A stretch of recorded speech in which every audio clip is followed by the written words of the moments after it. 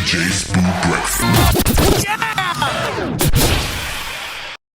June 16 it's very big for me. My uncles went to the school in Soweto where the riots started. One of my uncles was on the organizing committee as a young person, and we don't talk about, my family's from Dube, Soweto. So my mother's side of the family's from Dube, my father's side of the family's from Rockville. And people don't talk about like Rabana Bokehla in the community who are drunk, who never really got their lives together.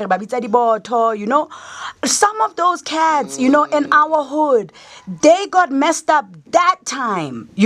Like they never were able to recover from what happened in the 70s. The generation that went through the 80s, even worse, was never able to recover.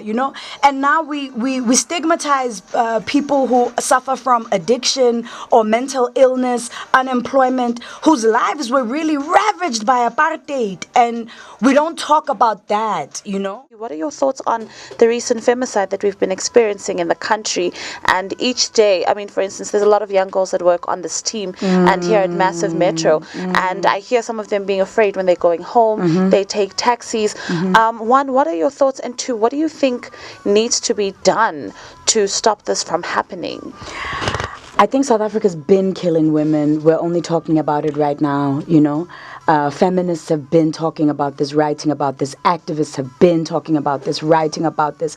We've grown up with cultures of jackrolling. We've grown up with cultures of violence, sexual violence, domestic abuse in our families, in our personal relationships, in the families that we end up creating. I've heard a number of different theories about why the abductions are happening now. Well, I think there's a reason why we're talking about it now. Yes. We spoke earlier about the contribution of the youth in this country.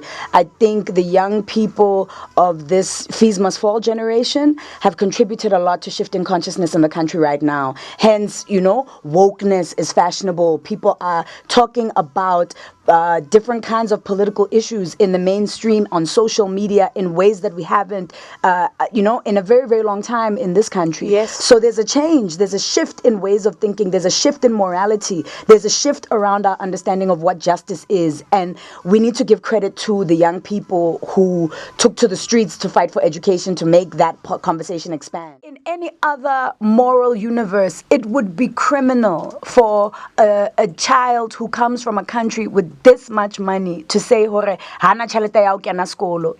It would be criminal for us to have companies that are listed in stock exchanges overseas taking minerals out of this country, right?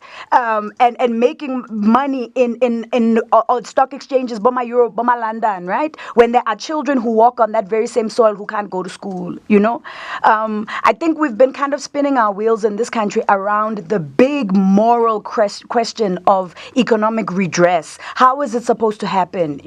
I think our generation, Naloe and Asbu, we were sold the idea that, anything is possible in this democracy. Make it happen for yourself in business, make it happen for yourself with opportunities.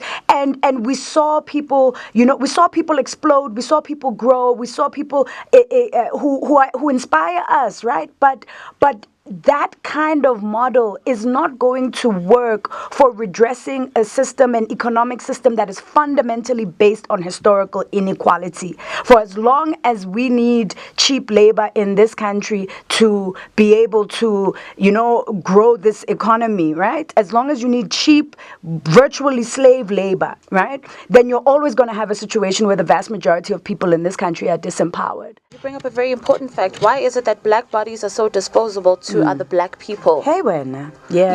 Yeah. And also, if you also looking at the femicide that's been happening over the past few weeks, it is black women who are dying at the hands of black men. Yes. And that's what sparked the hashtag Men Are Trash.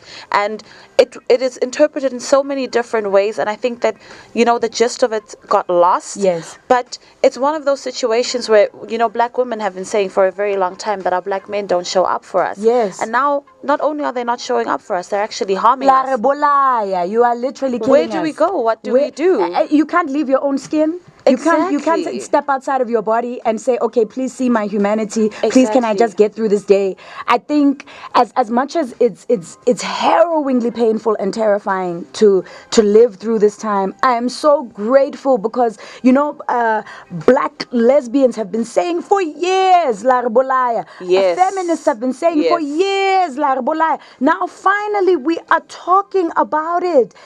I'm sorry, if this hashtag hurts you, but guess what? You get to be hurt by words. Now I get to walk around in the street and be worried about whether or not I'm gonna die. And I think the most disappointing thing for me is how the hashtag men are trash has been trivialized to be a relationship thing. To be are you saying that I'm trash because I don't buy you flowers? No, I'm saying that you are trash because you are killing me unapologetically. Hey, that cuts deep. And I think black women come to we go to bat for black men. We get black men's backs 100%. when these racial issues come up, when Bo We're the Penny Sparrow first. come up, when Bo Andrew Statani die, when this black man is buried in a coffin by Mahoa who are being racist. We are there. We are there in the trenches for you. Exactly. But when it's us, dololo. That's the thing. Black men find it difficult for whatever reason to go to war for us. Because black men have used misogyny as a cushion to buffer the blows that they experience in a racist society. 100%. So all the pain that they experience being black men, which we understand, we Yes. get it, Yes. we know it, we feel it, we are there with you. We understand that. But to take that pain and then use misogyny as your healing balm, Yes. oppress me so that you can feel better about yourself. No. That's a conversation that we must have now.